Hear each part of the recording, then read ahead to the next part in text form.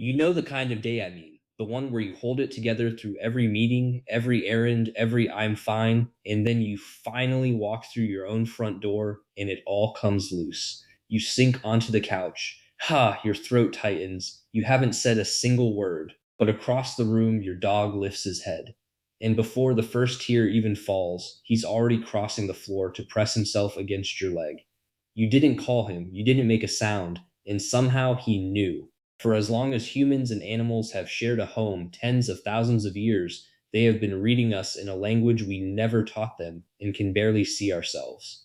So the question isn't really whether your pet noticed, it's how. How does an animal that can't understand a single word you say know the exact moment your heart breaks?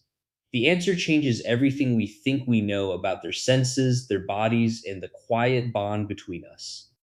Let's start with the face, because your face is the first thing they learn to read. When you look at another person, your eyes don't scan them evenly. They drift first to the left side of that person's face, the side that tends to show emotion most honestly. It's called the left gaze bias, and for a long time we thought it was a uniquely human habit. Then, in 2012, a team led by psychologist Kung Guo at the University of Lincoln showed a series of pictures to dogs. When the dogs looked at objects or at other dogs, their gaze wandered evenly, side to side. But the moment a human face appeared, the dogs did something startling. They too looked left first. They were scanning our faces the exact same way we scan each other's. They weren't just seeing you, they were studying you. And that studying runs deeper than watching. In 2015, in the journal Science, a Japanese team led by Takefumi Kikusui found that when a dog and its owner simply look into each other's eyes, both of their brains release oxytocin, the same bonding hormone that floods a new mother gazing at her infant. The gaze goes both ways, and so does the chemistry. It's the exact biological loop that ties a parent to a child, quietly running between you and an animal of a completely different species. Then there are the tears. In 2012, at the University of London, psychologists Deborah Custance and Jennifer Mayer sat a person in a room with a dog and had them, on cue, either talk casually, hum in an odd, tuneless way, or pretend to cry. When the person cried, most of the dogs approached. They nuzzled, they licked, they pressed close in a low, gentle, submissive way.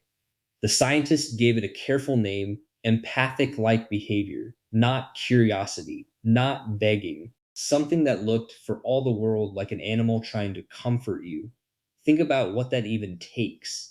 To move towards someone else's pain, an animal first has to notice the pain, recognize it as pain, and decide that it matters. Human children don't reliably manage that until they're around 2 years old.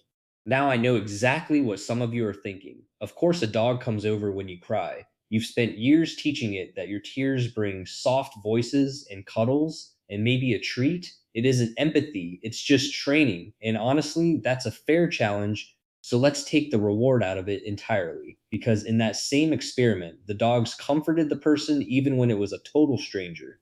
Someone who had never fed them, never rewarded them, never earned a single thing from them. They left their own owner sitting right there and went instead to whoever was hurting. You can't train a bond that was never built, and there is a second channel that breaks the training theory apart completely, one you cannot fake and one they cannot be taught to read. Because your dog can smell your sadness. When you're stressed or afraid, your body quietly rewrites its own chemistry. Cortisol and adrenaline byproducts seep into your sweat and your breath, shifting your scent in ways no human nose could ever catch and no trainer could ever invent. But a dog's nose is not a human nose. In 2022, a researcher named Clara Wilson at Queen's University Belfast collected breath and sweat samples for people before and after a stressful math test, then asked dogs to tell the two apart. They did it with over 90% accuracy. 90%, your dog can smell the difference between a calm you and a frightened you, often before you've even realized the fear is there yourself. And this is where it turns from remarkable into something almost unsettling, because they don't only detect your emotions, they absorb them. In 2019, at Linköping University in Sweden, researcher Ann-Sophie Sundman measured cortisol, the body's long-term stress hormone, locked into the hair of dogs and their owners. A slow record of stress built up over months. The levels matched, Owners who had lived through a hard, stressful stretch had dogs whose bodies carried the very same chemical signature. Scientists call it emotional contagion, and what it means is this: your dog is not standing outside your sadness looking in. Your dog is soaking in it.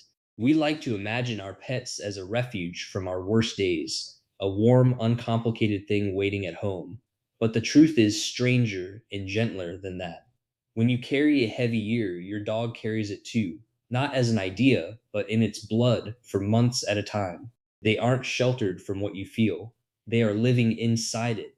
So they see it, they hear it, they smell it, and they carry it. But do they ever actually do anything about it? In 2018, a psychologist named Julia Myers Manor at Ripon College built a test to find out. She sat owners behind a clear door their dog could push open and had each owner do one of two things: calmly hum Twinkle, Twinkle, Little Star, or cry for help. The dogs who heard humming opened the door in their own lazy time, about 96 seconds on average. But the dogs who heard their owner crying, they shoved through in 23 seconds, 3 times faster. They weren't coming for a treat, they were coming to the rescue. And the most haunting detail was hidden in the dogs who never opened the door at all. You might assume those were the ones who cared the least. It was the exact opposite. Those dogs showed the highest stress levels of the entire group. They were so overwhelmed by their owner's distress that they froze, too shaken to move. They didn't fail to notice, they noticed too much. And this isn't a dog story alone. In 2016, at the University of Sussex, researchers showed horses photographs of angry and happy human faces.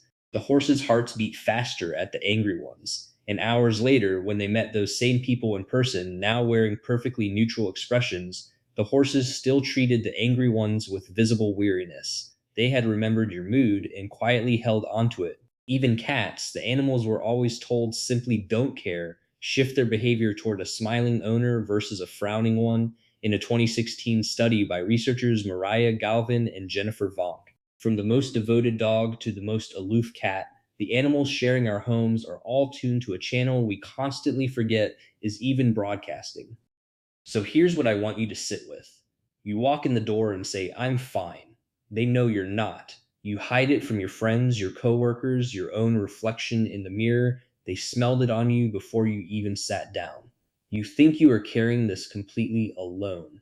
They have been carrying it with you in their own blood for months. You never taught them a single word of it. They learned to read you anyway. There is a name for what they're doing, and its origin says everything. Our word empathy comes from the German Einfühlung, first coined back in 1873. Translated literally, it doesn't mean pity or sympathy. It means feeling into, the act of stepping so far inside another's experience that it quietly becomes your own. For over a century, we believed that was a distinctly human gift. But your dog was doing it long before we ever invented the word for it. So the next time you are sitting on the kitchen floor at midnight and something crosses the room to press its head against your knee, understand that you were never as alone as you believed you were. There has been something in the room with you this whole time, quietly feeling its way into your heart, and it never once needed you to say a thing.